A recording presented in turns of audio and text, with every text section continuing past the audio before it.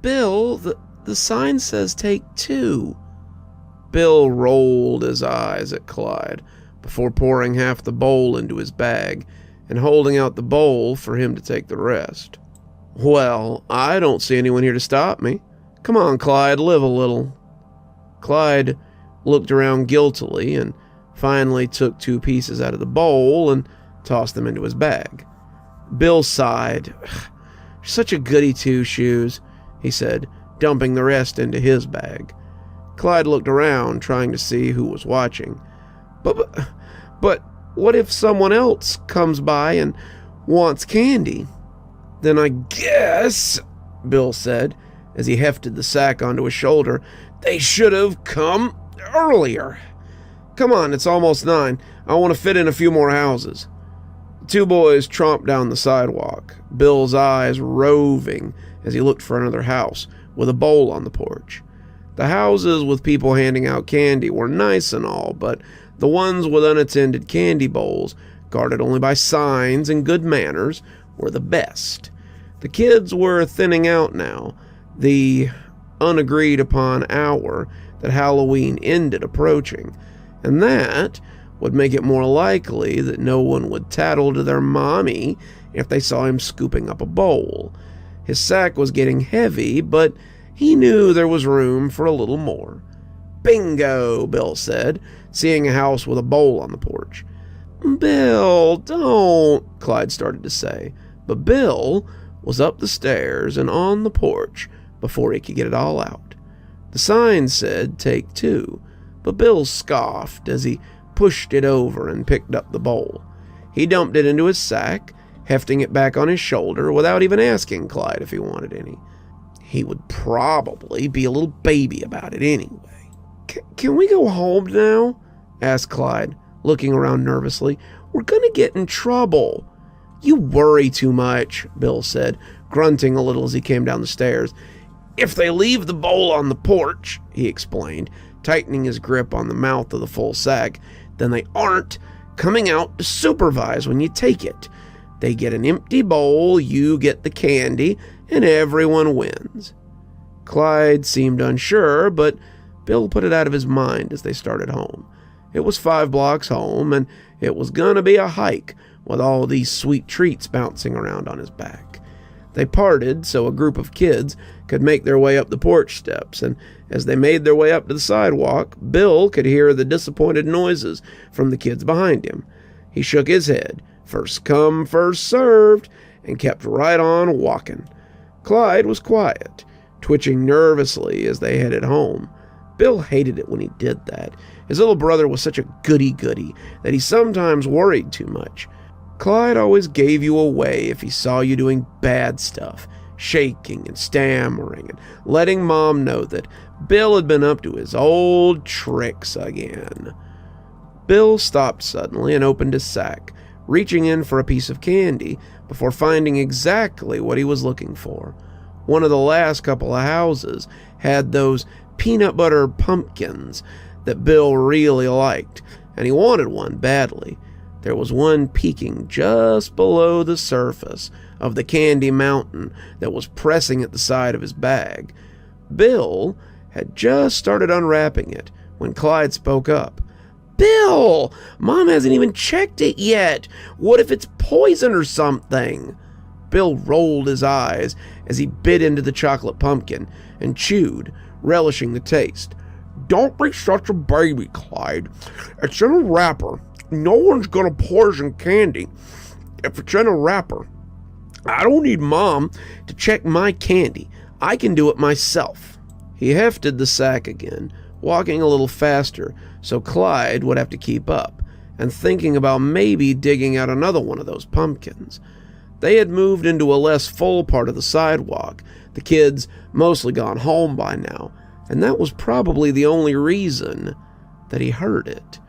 It was a weird sound, like footsteps right behind him, and Bill turned his head suddenly, but found nothing behind them.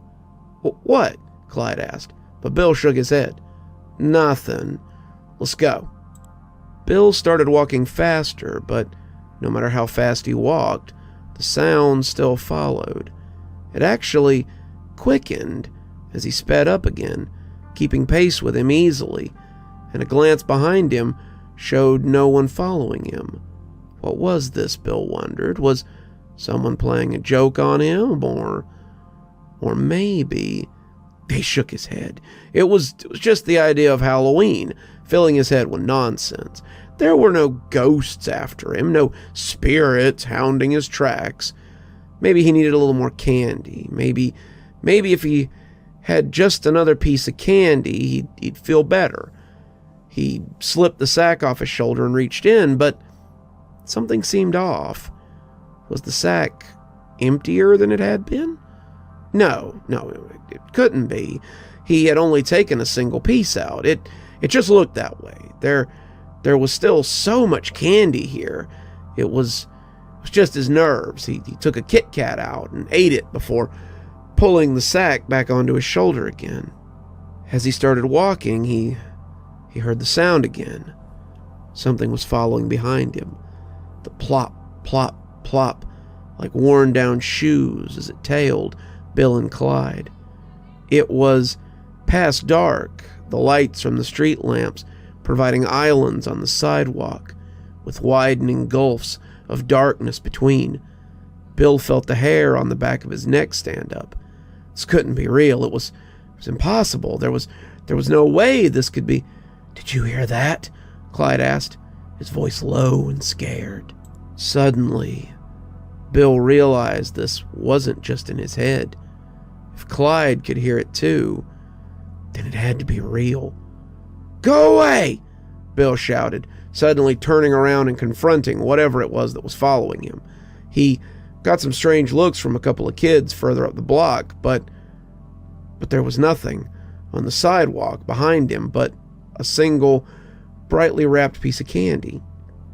Candy, Bill thought. That would help settle his nerves. He'd have a Snickers or a Reese's and be better in his mind for sure. He put the bag on the sidewalk, opened the neck, and reached in to get some. The missing candy was obvious this time. Bill had lost about a quarter of his sack somehow, and had never even noticed the loss. Was that what the thing was doing? Stealing his candy? But how? How could it take candy from his closed bag? It didn't make any sense. He pulled the bag shut and threw it over his shoulder without taking anything out of it. It was noticeably lighter now. The weight of it was still there, but it wasn't as heavy as it had been.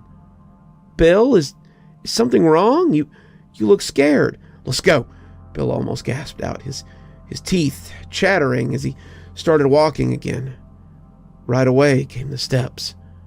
Plop, plop, plop, plop. They were following him, hounding him, making him crazy. Why was this happening? He wondered. At the sound chased him. He had just taken some candy. Surely this, whatever it was, wasn't haunting him just for treats. That was stupid. It didn't make any sense. Plop, plop, plop, plop, plop. He wanted to run, but what would it do then? His grandpa had told him on a hunting trip that when you were confronted by a predator, you weren't supposed to run. If you ran, might think you wanted to be chased, and might get excited. Bill didn't want to be chased. Just then, Bill wanted to be inside his house with the door locked and his blanket over the top of him, so whatever monster this was couldn't get him. You were safe under the covers. Everyone knew that. And Bill desperately wanted to be safe. "Bill, what?" "Cross the road," Bill growled at Clyde, and the two of them crossed in the middle of the road, Clyde looking around fitfully as they did. Jaywalking, Bill thought. However would Clyde recover from this one? Still, the pop, pop, pop sound followed them across the road. They were about a block from home now, and Bill was starting to feel a little silly about all this. Maybe he was wrong. Maybe he just thought he'd seen all that candy gone. There was no way it could actually be gone. He was holding the opening to the bag. He'd put it down and check, and then he'd find his bag full. That would put his mind at ease. "Bill, why are we stopping?" Clyde asked, sounding as scared as Bill felt. I think we should... Shut up, Bill snapped, opening the bag and looking inside. His stomach fell. It was worse than he thought. He'd been wrong. It wasn't a quarter of the candy. Now, as he looked at the pile of treats inside, it was half the bag that was missing. It couldn't be real. There was just no way, but sure enough, the bag was only half full. No, he moaned. No. Bill hefted the bag and began to run, Clyde crying for him to wait as he chased after him. He could hear the pap, pap, pap, pap, pap sound behind him and feel the bag getting lighter and lighter as they flew along. Clyde was calling his name, trying to get Bill to stop, but Bill was lost to reason. It was taking his candy. It was taking his candy. He had to get home. He had to make it to the house before it could get it all. The footsteps were coming faster and faster, chasing him as he rounded the corner. He saw the inflatable yard ornaments of his home. He knew he was close to the safety of a closed door and the warm lights of the house. The footsteps were still chasing him, and now he couldn't get the words out of his head as he ran. The sound of the footsteps seemed to whisper at him, and he wondered if the ghost that was chasing him was his own greed. Take two, it seemed to say, repeating again and again, take two. When he finally collapsed on the front porch of his house, panting and shaking, take two. His sack was as slack and as empty as it had been when he left. With a shaking hand, he opened it, and there, he found the proof of what he had been looking for all along. At the bottom of the sack sat 2 full-size chocolate bars, their prize from Mrs. Nesbrook, who had lived just across the street. When Clyde came puffing up a few minutes later, Bill was crying on the porch, his sack in his lap and his face in his hands. Bill, what's wrong? Are you okay? Oh, it's all gone. It took my candy. It's my own fault. You were right, Clyde. I got greedy. I shouldn't have messed with the rules. Now, it's all gone, and But when Clyde started to laugh, it shut him up in a hurry. Clyde opened his bag, and to Bill's surprise, it was much fuller than it had been. There's no ghost eating your candy, silly. There's a hole in the bottom of your bag. Bill looked at him in disbelief. But I heard it, the footsteps. It was the sound of the candy falling out, Clyde said, flipping over Bill's bag and showing him the hole in the bottom of the sack. The sack had been at critical mass, Bill supposed, and the candy had made the hole bigger as it bumped around in there as he ran. Bill looked at the hole, dumbfounded for a minute, and then he started to laugh. He took the candy bars out of the sack and threw the bag away, putting an arm around his brother as the two went inside. I suppose it serves me right for just taking what I wanted, huh? Bill asked, feeling the fear dissipate inside him as he began to feel silly instead. Yeah, but it's okay, Clyde said.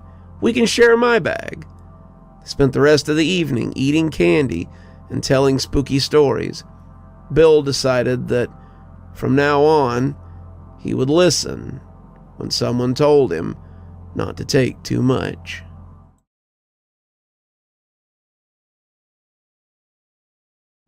Sheriff Amos Guthrie sat down at his desk, hard at work on some last-minute paperwork, before knocking off. It was about 9:30, and the last 2 deputies had left not long ago. Guthrie had been happy to finish their paperwork for them, not minding staying late. This was one day he didn't mind staying a little later. Let the kids get off the road. Let the minivans and the station wagons get home. Guthrie would return to his trailer at the Happy Wheels Motor Lodge, polish off a 6-pack, and go to sleep till it was time to do it again. He hated Halloween, hated everything about it, and it was probably because of what had happened last year. Guthrie. He looked up, hearing the haggard whispers and shuddering. It wasn't real. Couldn't be real. He had seen the man die. He had been there, and he had seen him die. This wasn't a Dickens play. He wasn't Scrooge. This was just his nerves riding high off the season, and he wasn't going to... Guthrie. Amos looked up from his paperwork, glancing around as he was certain that one of his co-workers would be hiding around the corner and playing a little prank. When no one popped out to laugh at him, he went back to his paperwork. He had the usual Halloween nonsense to write up. Petty vandalism, theft, some minor assault, that murderer they had caught after that nonsense. Guthrie! He jumped, banging his knees on the desk as he looked up to see a momentary flash of a familiar figure. He was still in his uniform, his hat cocked to cover the dent in his skull that Guthrie knew was there. The brim of his wide trooper hat did nothing to hide the burning eyes that were glowering at him. He was bent over the desk that had once been his, the two of them inches apart, and Guthrie was reaching for his gun when the specter was suddenly gone. Amos was left breathing heavily, his eyes roving like a wounded deer. Before he grabbed his keys and headed home, the paperwork would still be there tomorrow. Clearly he was working too hard. He needed to relax some. He killed the lights, feeling like a little kid who was trying to make it up the stairs before the monster got him, and as he locked the door, he didn't dare look up at the dark office behind the glass. If Amos Guthrie was looking up, he would probably see a rotted, grinning face looking back at him. There were just too many damn kids on the sidewalk for him to shout and fall over the rail behind him.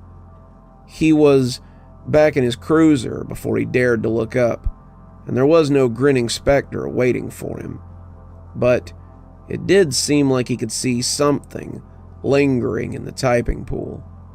Guthrie put the cruiser in reverse and carefully pulled out onto the road, wanting to escape this place as quickly as possible. As he waited for a pack of kids to walk by, he remembered what had happened last year about this time. Maybe even while he'd been sitting at this exact light and watching a different group wander past. "What's the matter, Guth? Not a fan of Halloween?" That's what Sheriff Masterson had said to him as he waited for the kids to go past. Amos Guthrie, Deputy Guthrie then, had been on call that night with the big man himself, and the two had been having a pretty easy night till then. A couple of nuisance calls, some kids out helling, but mostly what they had been doing was a lot of sitting. Masterson had just been about to suggest that maybe they could head to the park and listen to Charlie Guthrie, someone he kept joking had to be some kin to the deputy, when a call came in about a strange happening by the East Woods. "We heard screaming coming from the tree line. I can't imagine what anybody would be doing around that creepy old place, especially on Halloween." What the caller had been doing out there, the girl sounded like she couldn't be out of high school, they hadn't asked. Probably out there with her boyfriend, where no one was likely to find them, Masterson hadn't said before they set out. He bemoaned that they were going to miss the show, but if there were folks in the woods in trouble, then they needed to go have a look. Masterson got on the horn to Parks and Services as he rode out, but he'd been having trouble raising anything but static. "We'll drive by the ranger station and see if we can't see what all the fuss is about," Masterson had said. Personally, Guthrie believed they were probably all drunk. Most of the rangers lived on site, and they were known to get a little stupid on the holidays. A couple of 4th of Julys ago, one of them had nearly set the Southwoods on fire, claiming that something had been coming up to get them. He was doing time at Stragview now, and would probably have to answer to the federal boys after that. Guthrie didn't know, and he didn't much care. He had been in Cashmere for 5 years, half a decade, and he knew what he wanted. Masterson was an old man, still in decent shape, but not getting any younger. He reminded him of the sheriff from that show that his grandpa used to watch, The Rifleman, and he ran Cashmere like it was some mining town in dirt spit nowhere. Guthrie was not impatient. He could wait his turn to be sheriff, and among the deputies, he had the best claim. His range scores were impeccable, he had the best credentials, and he was well liked amongst the community. Despite this, he knew he was not held in the good regard of Sheriff Masterson. The old lawman was nice enough, and he hadn't refused a talented deputy when one came and put in an application. But Guthrie sensed that Masterson didn't trust him. He was right not to. Guthrie was gunning for his job, but Guthrie could afford to be patient, and he wasn't going to put a bullet in the old man's back just to have something that he could campaign for next year when Masterson had his second heart attack or finally got tired of chasing kids with spray cans. Guthrie was a fan of the long game, and he would be here long after Masterson was in his grave.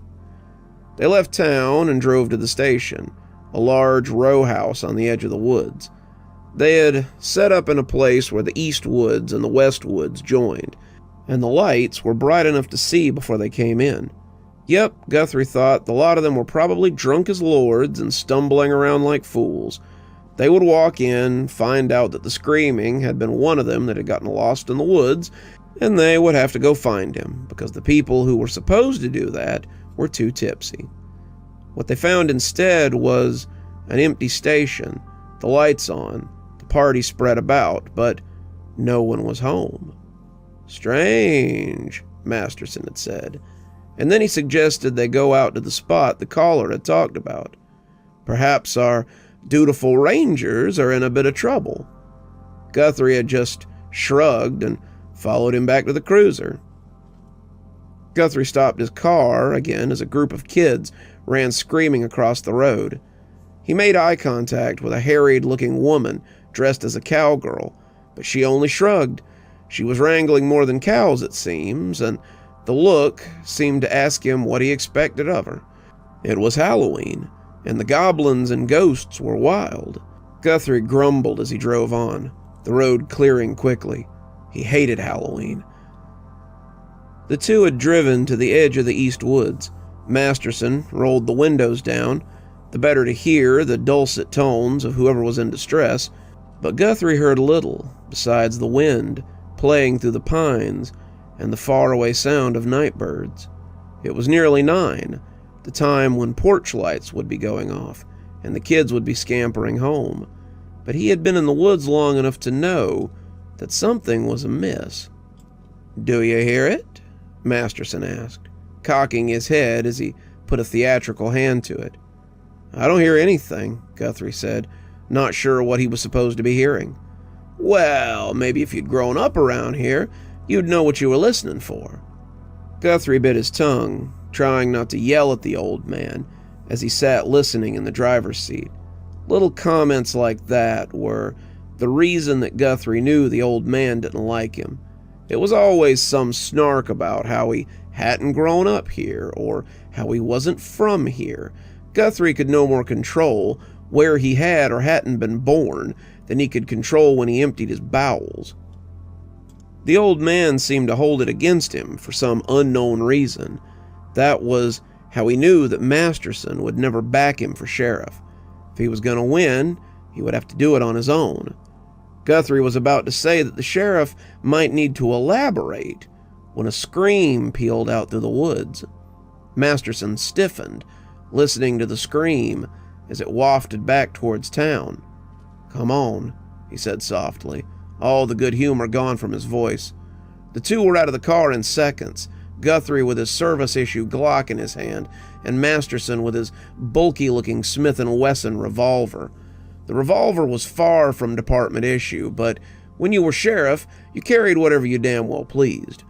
Guthrie preferred the magazine capacity on the Glock, something he had carried when he was a beat cop in Clayton County, but Masterson always liked to talk a big game about the stopping power of the .45 slug. "I don't need 15 shots if I can put him down in one," he would always say, a phrase that seemed to end the conversation whenever Guthrie brought it up. The East Woods were a place they had all been warned to steer clear of. They were the tract of woods that surrounded Stagview, and they were supposed to be dangerous. Marshes and strange topography seemed to run rampant in the East Woods, and people who went into them often did not come out. Masterson was, of course, not afraid of the East Woods. He claimed that he had something that would keep him safe, but even he didn't usually go running into the night. He was very brave, but headstrong, and it was something that would get him into trouble one of these days. Perhaps even tonight. "Guthrie!" Amos Guthrie jumped as he heard the voice crawl over his shoulder. He looked in the rearview mirror and saw the rotting corpse sitting in the back seat. It pressed its fingers through the holes in the back seat grating that separated the cab from the back seat, leaning in close so he could glower at him. "You like taking my spot, Guthrie? You like sitting at my desk, answering my correspondence, driving my cruiser? Did you tell him how you got it, Amos? Did you tell him what you did to—" A horn blared and Guthrie jumped as he slammed on the brakes. He had rolled right through a stop sign and was now nose to nose with a minivan and a very angry mama behind the glass. She was probably yelling something at him that the kids in the back seat wouldn't have heard on the Disney Channel, and Guthrie checked the rear view as he backed up and let her head on. There was nothing there, but there had been, and he knew it. He turned on the radio as he drove, trying to settle his nerves before he ended up in the town paper for running someone over. "Happy Halloween, everyone. This is Jonathan Marvolo, your eternal host on Mountain Radio 109.7. Static cut across the melodious voice of John Marvolo, and when Guthrie smacked the radio, he heard it come clear again. "Damn Fritzy thing. Tonight, we want to caution all of you to be extra careful as those little ghosts and goblins wander the street. Temporary Sheriff Guthrie has issued a statement to the public to report any crime straight to the station, and that he will personally answer any emergencies tonight." Guthrie gritted his teeth. They just loved to throw that at him, didn't they? Temporary Sheriff Guthrie. They could have just said Sheriff Guthrie. Sometimes it seemed like the whole town liked to remind him that he wasn't of the town. Well, he'd show them. Next election cycle, he'd make it official. Then he'd be sheriff in title, not just in name. The radio crackled again, and Guthrie slapped it with his palm savagely. The voice that came oozing out, however, was not John Marvolo. "This dedication goes out to Temporary Sheriff Guthrie. Don't get comfortable in my spot, you son of a bitch. I'll be back, and hell's coming—" Guthrie snapped it off and turned into the driveway of the trailer park he lived in. Damn it. He really hated Halloween.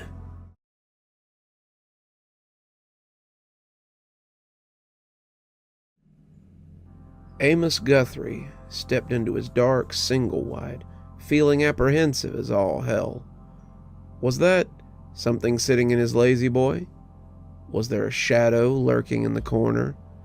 He hung his duty belt on the hook, hung up his coat, and was preparing to head to the kitchen when the TV suddenly buzzed to life. There was a cop procedural on, and the two officers had their guns drawn on each other. They were glowering knowingly at the other, but the younger of the two almost appeared to be smiling. "I knew you was a rat, Dexter." "Yeah? Then you should have put me down when you had the chance," he said, pulling the trigger and shooting the older cop. "Look familiar?" said a raspy voice from the armchair. Guthrie turned and found the moldering old corpse sitting in his chair. The uniform was even worse now, blood showing through the fabric as Masterson's normally well-kept form bloated and pressed against it. His face was a ruin, ichor and congealed blood sticking to it like makeup, and he grinned crookedly at him as he watched him from the lazy boy. He was pointing a bony finger at the TV set, the whiteness beneath the mottled flesh, making Amos think his predecessor had been doing more than collecting bugs in his grave. Guthrie shook as he took a step back, the wood paneling bumping against him. No, to hell with this. This couldn't be real. Guthrie was suddenly about 4 years old again, wearing one of his dad's undershirts as a nightshirt and shaking like a leaf as he watched the closet. He had gotten up to go to the bathroom, the water he'd drunk before bed, trying to make an escape. But when the closet door had begun to rattle, Amos had hit the wall and stood like a deer in headlights. Whatever was in there was giving the slatted door a good shaking, and little Amos was shivering like a leaf as he watched it in the semi-darkness of his room. As he had shaken, his bladder had let go, and the front of his nightshirt and the thick carpet of his room had soaked in his fear. When the door had rattled again, threatening to open, Guthrie had screamed like a dying thing, and his parents had come on the run. It had turned out to be Lucy, his mom's pet cat, but he remembered the look of shame on his father's face as his mother cleaned him up in the bathroom. Even at 4, Amos knew he never wanted to see that look again on his father's face, and he had strove to make him proud from that day on. What would he make of his only son now, as he cowered in his living room, menaced by something that was probably nothing more than a manifestation of his stress? It was like Scrooge had said, this was nothing more than skipping his break today, that extra cup of coffee at 3, or the ribs he'd eaten for dinner. There was more of gravy than of grave about. Masterson got up and walked towards him then, and all that good sense slipped out like the pea when he had been nothing but a tyke. He reached to his side, but he had already hung up his gun.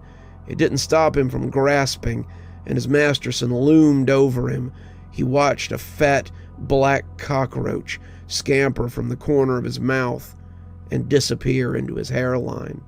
"What's the matter, Amos? Cat got your tongue?" The TV went off then, leaving him in a soupy darkness, and when it crackled back to life, Masterson was gone. Guthrie stood, panting for a few minutes, his hands creeping up to his neckline to touch what was there. He fumbled for the lights, flipping them on and basking in the sudden explosion of harsh illumination. The single wide was empty, except for him, and Guthrie breathed a sigh of relief. He didn't know how much of this he could stand. It was nerves. It had to be nerves. Guthrie hadn't believed in ghosts since he was a child, and he wasn't about to start now. The crack and hiss of the first can sounded like heaven to the rattled deputy, and he sat at the Formica table and drank thoughtfully. He shouldn't be drinking. He was technically on call, but he didn't care. The ghost of his old boss was haunting him, and Guthrie thought he knew why. He pulled the rawhide length out from beneath his uniform shirt and looked at the necklace, just as he had 100 times before in the past year. He could hear Masterson explaining it to him as he took a slow and deliberate sip from the cheap beer. "It's a totem, something they gave me when I became sheriff. It lets the bad shit out there know that I've got authority. So stick close to me so they don't gobble you up on general principle." Guthrie had always thought it looked like a dream catcher, the strands woven into something like an eye. The iris was blood red, the eye itself a deep blue that was nearly black, and the whole thing was set into a diamond of thickly woven strings of black and red and brown and green. Masterson hadn't known what it was called. He'd just called it a totem, but Guthrie thought it might have some deeper meaning. The cheap linoleum floor creaked near the entrance to the kitchen, and Guthrie didn't bother to look. "Come have a drink, I suppose. Seems the least I can do." To his surprise, he heard something drop into the chair to his left, the sound decidedly mushy. It reached out a moldy hand and grabbed a beer, popped the top after struggling with it for a little, and took a sip. Guthrie tried to ignore the hand, or the sound of liquid sliding to the floor as the whatever it was drank, and when it smacked its lips appreciatively, he shuddered. "What do you want, Masterson? I'm sure this little visit has more to it than just scaring the bejesus out of me." The old ghoul cackled. "Yeah, you got a lot more sand than I remember, kid. Yeah, there's a reason behind this little visit. I just wanted to let you know that I don't intend to stay dead. You have a lot to answer for, Miss Guthrie, and I mean to see that you do." Guthrie took another long pull from his can, thinking. He supposed he did have some things to answer for. Guthrie had done a lot more than claw his way up the ladder to get where he was, but this old ghoul wasn't going to take it from him, that was for sure. When they had entered the woods, he had seen Masterson pull the thing out and lay it on his chest. He asked him what it was, and the old man had chuckled as he held it out so that Guthrie could have a look at it. It was the first time he had seen it, and he had known it was important even then. "It's a totem, something they gave me when I became sheriff. It lets the bad shit know that I have authority, so stick close to me so they don't gobble you up on general principle." Guthrie had clutched his weapon, not liking the sound of that in the least. They had proceeded into the woods, guns at the ready, and Guthrie couldn't shake the feeling that they were being followed. Neither of them were making a lot of effort to be quiet, but Guthrie thought that he could hear something else beneath it. Sounded like something large crashing deeper into the woods, following the two as they ran towards the screaming. Guthrie didn't know what it was, but he hoped it was running away from the screaming, and that it didn't decide to take an interest in them. They moved deeper into the trees, discovering the source of the screaming, and something a little more than they expected. They came out of the woods suddenly, neither really seeming to expect it, and Guthrie saw a scar in the forest that seemed to be mostly missing its trees. In the center was a copse of pines, and what he saw stopped him in his tracks. The ground beneath the sparse trees was glowing, showing him a deep gorge in the ground that was surrounded by dark forms. Some of them wore robes, some of them wore normal clothes, but others were dark, hunched things that capered about on all fours. The screamers were bringing their hands up to the sky before dropping them, screaming in a feral chorus. There were about 10 of them. It was hard to tell from here, but as Guthrie watched, one of them suddenly dropped into the glowing pit and was consumed by the harsh glow that followed. That glow looked kind of nice the longer he saw it pulsing there. Guthrie wondered what it might be like to fall into that pit. He wondered what it might be like to be devoured by it. His feet had taken him 3 or 4 steps towards the pine barrens when he shook himself and turned back to Masterson. Masterson hadn't moved. He just stuck his hands in his belt and watched Guthrie from the edge of the woods. "Aren't you coming?" Guthrie asked, his mind still at war with itself. No need," Masterson said, looking a little sad. "There's nothing we can do." "Nothing we can... What the hell are you talking about? We need to save them before..." But Guthrie didn't know what would happen to them, what was happening to them, and he shook his head as he tried to find the words. Masterson only shrugged. "There are things in this town that you don't understand, kid, and this is one of them. The Pine Barren is special, though not in a good way. When I heard the screaming, I was hoping it was Just the beasties out here messing with some hikers. The totem would have scared them away, made them leave, but this is different. These guys have been drawn here, and there isn't anything we can do." Guthrie was shaking, his legs wanting to turn him back towards the pit, but he made them step away as he turned to face Masterson. He was about to ask Masterson how he could just stand there and watch this, when something screamed a little louder than the people around the pit. Guthrie turned just in time to see something come flapping out of the cut in the earth, a huge, dark something that cast its shadow against the moon. He looked back at Masterson, but all the bravado had disappeared from the man. "Oh, shit," he said, backing away as the thing dove down onto the people who were left around the pit. "We gotta go, now," he said, and as he ran, Guthrie realized this wasn't something he usually dealt with. He was running too, adrenaline taking over as the creature screamed and dove at the assembled people again.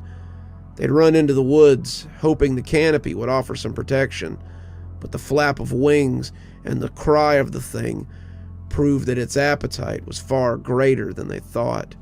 It stalked them through the woods, a run that seemed far longer than it had earlier, and when Masterson went down, Guthrie thought the creature had gotten him. Turned out it was a root, and Masterson had definitely broken his ankle. He was yelling and twisting, the root having a hold on him that he couldn't seem to break. Guthrie, help! I need help, kid! It's my ankle, it's stuck, please, help!" But the leaves that pattered down on him told him everything he needed to know. They both looked up to find the creature sitting on a limb and observing them. Masterson reached for his chest, searching for the totem, but his hands shook when he realized it wasn't there. Amos, I lost the totem. If we find it, we can drive it off. Do you..." But when he looked, Guthrie was clutching it to his chest and backing away slowly. He had seen the leather cord break when the sheriff had fallen, seen it hit the ground, and grabbed it up, hoping that it would help him make it out of all this. In that moment, Guthrie hadn't been thinking about taking the sheriff's position, hadn't wanted his job or his life, and had no thoughts of malice or leverage. At that moment, all Guthrie wanted was not to be eaten by that thing. "Guthrie," Masterson whispered. Guthrie kept backing away. "Guthrie!" Guthrie kept backing away. "God damn you!" he yelled, but it was muffled as the thing fell on him. Guthrie ran as the creature fed, Masterson's screams following him as he fled from the woods and finally stumbled across the cruiser. They would never find Masterson's body, not a trace of it, or the thing that had devoured him. The Rangers, as it happened, had been investigating the screams as well. They had gotten lost in the woods, never making it to the Pine Barrens, and had returned in the wee hours of the morning. They, too, had joined the search for Sheriff Masterson, Guthrie being busy, repeating his story again and again to the various people in power. A memorial plot had been set up in Whispering Pines for him, and Guthrie had been made temporary sheriff a month later. The mayor and the council had told him it was because he was the most qualified. But he knew why. They had seen the totem he wore religiously. They knew he had done a little more than flee from the creature that had gotten Masterson.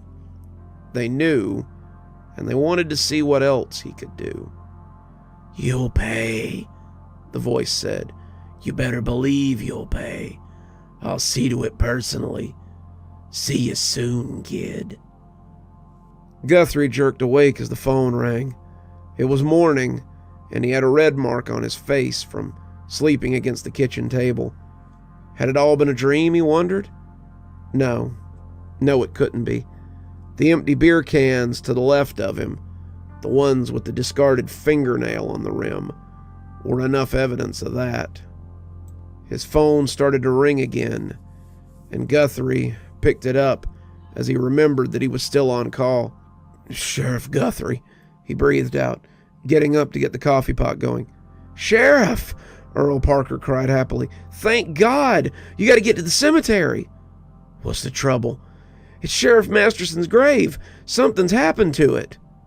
The coffee pot shattered as it slipped from Guthrie's hand. No, what was this? "What's happened?" Guthrie asked, breathlessly. "Well, it's empty."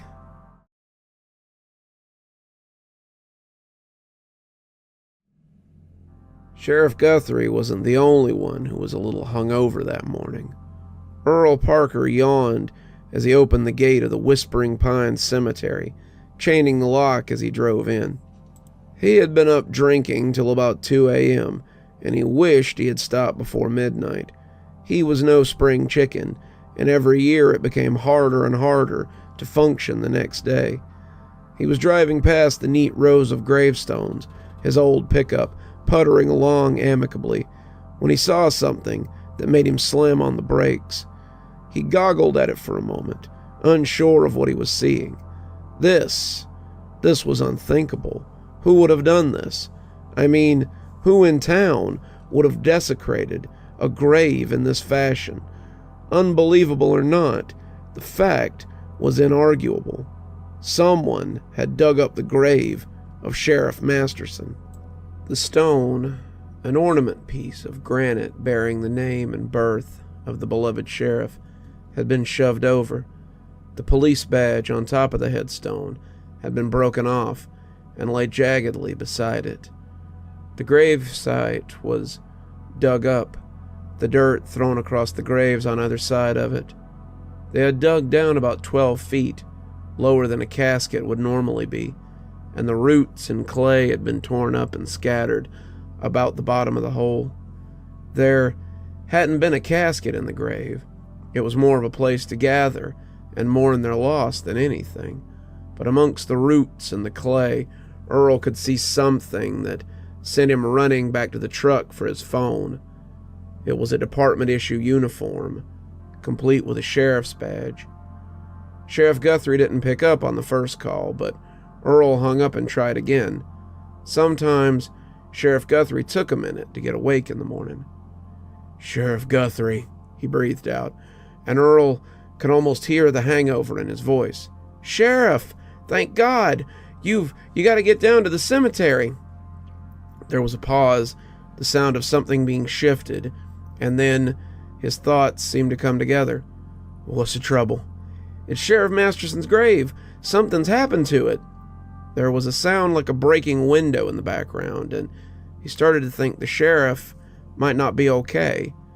When he came back, Earl had no illusions that things were very un-okay at the Guthrie house. "What happened?" Guthrie asked breathlessly. Earl gulped. It's empty." He was quiet again, the sound of shifting glass grating on his nerves, before he got it together. "Empty?" Guthrie asked. "What's empty?" The grave. Someone dug it up last night." Sheriff Guthrie was breathing pretty hard on the other side of the phone, finally saying he would be right there. "Don't touch anything. I'll be there in 5 minutes." Earl started to tell him that he wouldn't let anybody near the site, but Guthrie hung up on him, and Earl was left to move his truck and wait for the cops to arrive. It didn't take long, and about 7 minutes later, a police cruiser came in with the lights and sirens blaring. Sheriff Guthrie squealed to a stop beside the open grave, coming out with a phone pressed to his ear as he held a finger up to Earl when he started walking over. "Yes. Yeah, that's right. I don't give a shit what he's sleeping off. I need forensics over here immediately. Someone has desecrated the memorial of Sheriff Masterson, and I want to know who." Yeah, well, wake him up and tell him if he doesn't get his ass here ASAP, I'll replace him with someone who will." Sheriff Guthrie hung up, turning to Earl and looking like he may have gotten even less sleep than the gravedigger did. "All right, Earl, tell me what happened." Earl went through all of it, telling the sheriff everything he had seen since he'd arrived. He'd opened the gate, drove towards the office, noted the grave, inspected the hole, and called the sheriff. As he finished telling it, another cop pulled up and Deputy Parks hopped out, followed by Deputy Woods. Woods had coffee in his hand, Parks toting one of those Monster energy drinks, and the two looked less than bushy-tailed this morning. "Jesus Christ," Parks said, blowing out a low whistle. "Whew. I've seen some hell in my day, but this is one for the books." "You got cameras, Earl?" Guthrie asked, looking hopeful. "Sure," Earl said, sounding scandalized. "Doesn't everyone? Plus it saves me money on my insurance if I have 24-hour surveillance." "Parks, Woods, you two stay here and wait for forensics. Don't touch anything. I want them to have a clean field once they get here. Earl, show me these cameras." "You think they caught something?" Earl said, leading the way as he headed towards his office. "I hope so," Guthrie said. "Otherwise, we might be in for some trouble." Guthrie sighed as he rewound the tape for about the 1,000th time. This was crazy. There had to be something else. Earl had about 8 cameras, all of them set up at key points, and none of them had caught anything incriminating. At 4:46 a.m., the grave had suddenly been covered in static, and when the static cleared, at 4:48 a.m., the damage was done. The grave had seemingly exploded outward. The headstone was broken. The uniform could be seen, though barely, at the bottom of the hole. Whatever had happened here had happened so quickly that it could hardly be seen at all. "I just don't understand," Earl said, as Guthrie rolled the tape back again and again. "Who would do such a thing like this to Sheriff Masterson's grave?" Guthrie didn't say anything. He could think of one person, or someone who had been a person, who would do this kind of thing in the face of such a grand gesture. The town had decided to bury his memory, since they couldn't bury his body, so he would show them the folly of their ways. Masterson would also send a message to the new sheriff, too. "Watch your back, or end up in a hole beside his," the message seemed to say. "You're sure the gate was locked when you got here?" "Every night, Sheriff," Earl assured him. "We can't have people just coming in unsupervised, messing up headstones and such." Guthrie thought about it. It was too coincidental to be anything but the old ghost that had been haunting him all night. Why Sheriff Masterson had decided to come back now, he didn't know, but it couldn't be a coincidence. They had put off the municipal election last year in case Masterson somehow turned up. But come January, there would be no putting it off. Guthrie would campaign, and he suspected that he might be able to run unopposed. The other deputies were mostly interested in paying their bills and writing tickets, and had no interest in being the power behind the throne. His phone rang then, and Guthrie gritted his teeth as he looked at the number. He supposed it was about time this stuffed shirt got up. "Good morning, Mr. Mayor." "Don't good morning me, Guthrie," Mayor Cognito yelled. "What in the hell is so good about waking up to find the grave of our last sheriff desecrated?" "Well, no one's kids seem to have been kidnapped, run over, or cut their mouths on razor blade apples, so that's always—" "Laugh it up, temporary Sheriff Guthrie. This looks real bad for you, you know that? Sheriff Masterson was a beloved town figure who had been the sheriff of Cashmere for nearly 3 decades. If you don't find who did this, do you really think the people are going to vote for you in January?" Guthrie bit his tongue hard enough to taste blood. He couldn't wait to shrug this temporary moniker. He hated being reminded that he wasn't official. Hated it more than anything. He had done good work in the year following Masterson's death, but no one would admit it. They all wanted to live in the past. Well, he was the future. "I'm already on it, Mayor. The town will have some answers soon. Rest assured." "Yeah? Well, I have a press conference scheduled by noon. Bring your evidence there, and it better be good, or I will find someone else to temporarily do your job." He hung up then, and Guthrie slid the little flip phone the department made him carry back into his pocket before he could throw it across the room. He took out his radio and called for Parks, waiting impatiently as the deputy took his time to answer. Parks and Woods were good officers.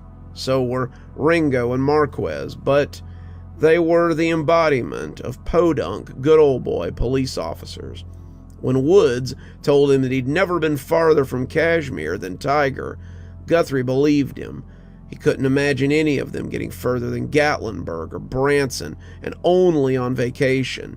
These were the kind of guys who took their kids to Dollywood or PCB in the summer and pinched their pennies so they could do it again next year. His dad would have called them shirt-tail poor, but that seemed like a stretch most days. "Parks here. Go ahead, Guthrie." Guthrie was getting about tired of the casual disrespect, but he let it slide. Parks was honestly too simple to be complicated most days. Has forensics arrived, Deputy Parks? "Yeah, they said they found some, but Guthrie cut him off with the channel scrapper. The last thing he wanted was someone from Mountain Radio or, God forbid, Channel 8 Cashmere with a radio booster to pick up on it. The channel scrubber was a neat little feature on the sheriff's radio that would allow him to break over an existing line and stop it from transmitting, which was good because these boys sometimes forgot that they weren't supposed to put sensitive information out over the radio. Negative, Deputy Parks. Do not transmit sensitive information over the band. Repeat, do not transmit sensitive information over the band. I will be en route momentarily." Parks stammered some kind of half-assed apology, but Guthrie was already turning to take the CD out of Earl's camera system.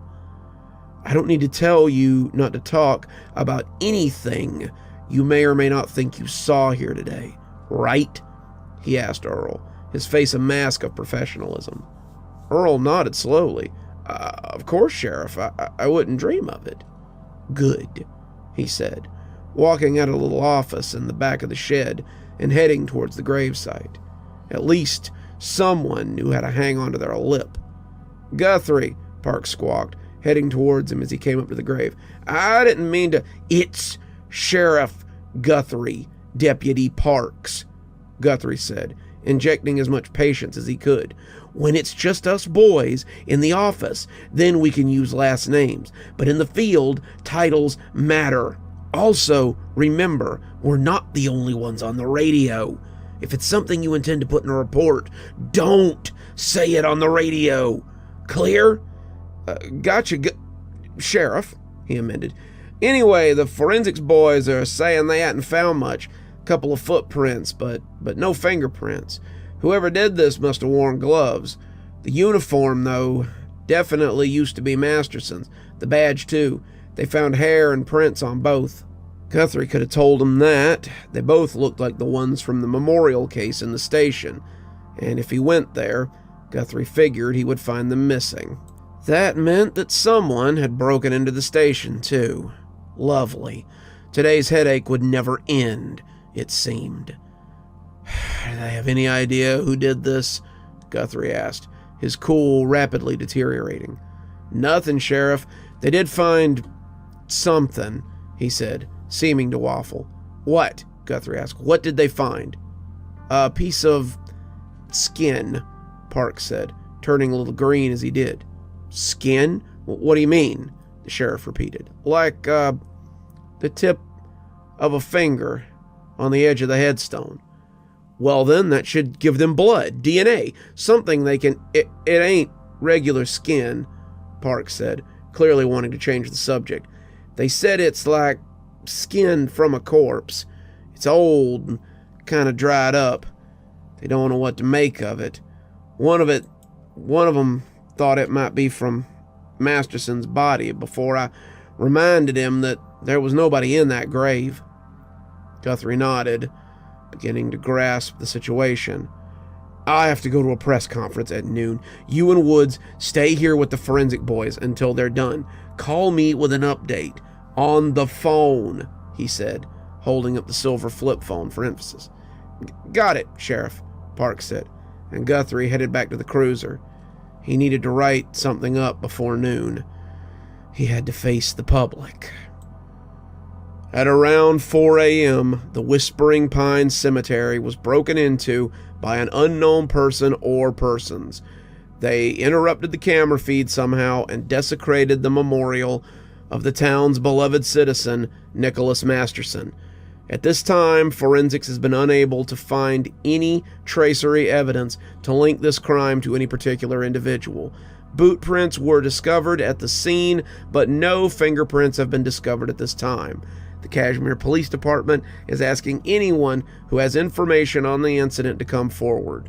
We want to bring this person or persons to justice. The crowd was small, their applause scattered, but Guthrie had eyes only for the rotting corpse standing beneath the trees at the edge of the park. It grinned at him, clapping as the speech came to an end before it disappeared suddenly in the wake of a news van. Guthrie wasn't surprised. Ex-Sheriff Masterson was just something he was going to have to deal with now, it appeared, as if he didn't have enough on his plate. "This is bad, Sheriff Guthrie," Mayor Cognito told him as he walked away from the podium. "Voters will remember this in a few months if you don't, Mr. Mayor," Guthrie said, stopping the little man in his tracks as he turned to smile at him. "I appreciate your concern, but the department is hard at work on this one. We'll let you know if we find anything and keep you posted as events unfold." Mayor Cognito cleared his throat, nodding curtly. "Good. See that you do." Guthrie walked off then, making his way back to the station. It appeared that the treats were gone, but the tricks were going to be far from seasonal this year.